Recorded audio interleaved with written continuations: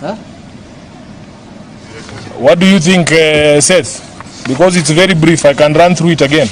Are you Seth? But I'm not going to start if any other person comes in. Yeah. I'll only extend this to my friends from NTV.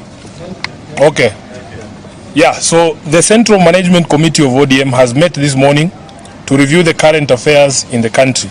This meeting took place against a backdrop of continuing protests against the government across the country, the rejection of the Finance Bill 2024, the dismissal of the entire cabinet yesterday, and the offer by President William Ruto for consultations across different sectors and political formations with a view to forming, in his own words, a broad-based inclusive government that can assist in transforming Kenya.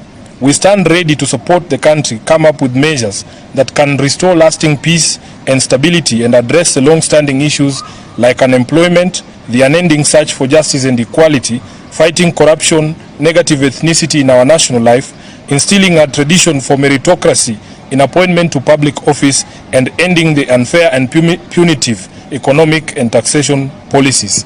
This conversation, in our view, must come ahead of other conversations on the structure of our governance going forward.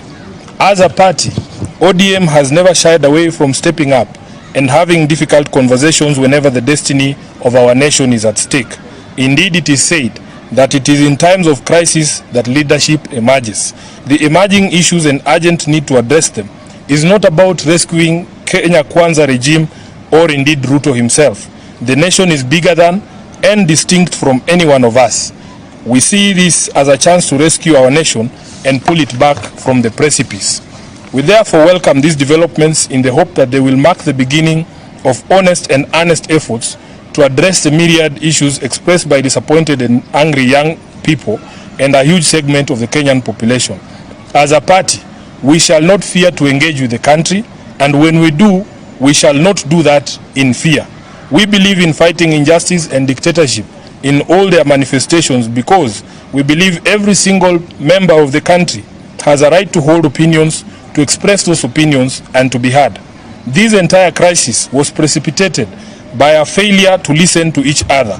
It cannot be resolved by that same attitude.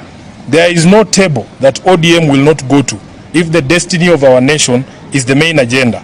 ODM will also not object to the presence of any other person or group of people on that table, no matter how outrageously different their view of the world is from ours.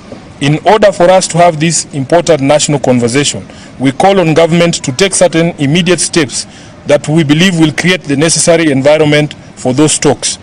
Number one, the decision to fire his cabinet was a good start in our view, but the feeling across the country is that there still exists an atmosphere of fear that makes it impossible for people to speak freely.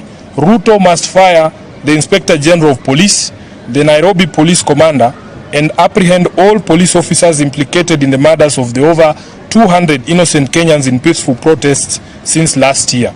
We call for a national amnesty for all persons arrested or charged in connection with protests and compensation for all victims of police brutality.